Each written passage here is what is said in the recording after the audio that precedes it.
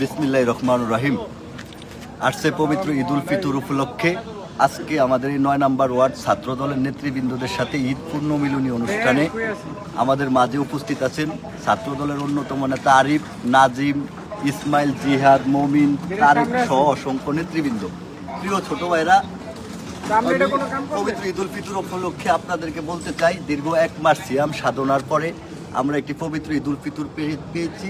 সিয়াম সাধনার পর আমরা এই ঈদ উল ফিতর সকলের মাঝে ভাগাভাগি করে ঈদ অত্যন্ত আনন্দের সহিত আমরা কাটাবো। আপনারা জানেন, ফ্যাসিস্ট মুক্ত একটি বাংলাদেশে আমরা এই প্রথম ঈদ উদযাপন করতেছি।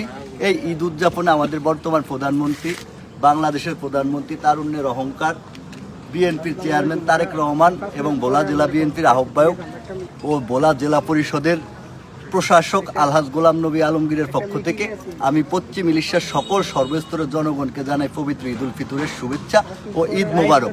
প্রিয় নেতৃবৃন্দ, আপনাদেরকে অবগত করতেছি যে সামনে যে দিনগুলো আমাদের আসতেছে বা সামনে আমাদের যে দিনগুলো আছে, এই দিনগুলোতে আমরা এখন যেভাবে এক এবং অভিন্নভাবে ঐক্যবদ্ধ আছি, আমরা আগামীতেও যত ঝড় বাধা যত কিছু আসুক না কেন আমরা সকল কিছুতে ঐক্যবদ্ধভাবে কাজ করব। আমরা একে অপরের বিপদে এগিয়ে আসব।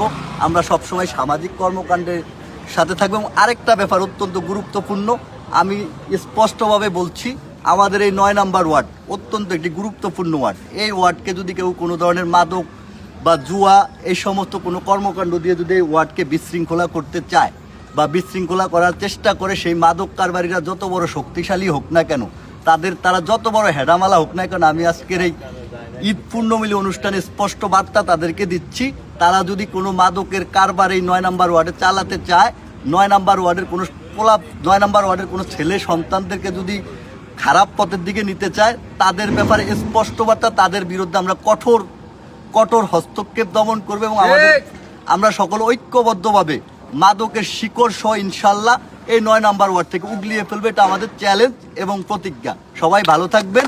আর আপনাদের সকলের কাছে আমার অনুরোধ, নিজে বাঁচুন, অন্যকে বাঁচান, মাদক মুক্ত সমাজ করুন, মাদক মুক্ত এলাকা করুন।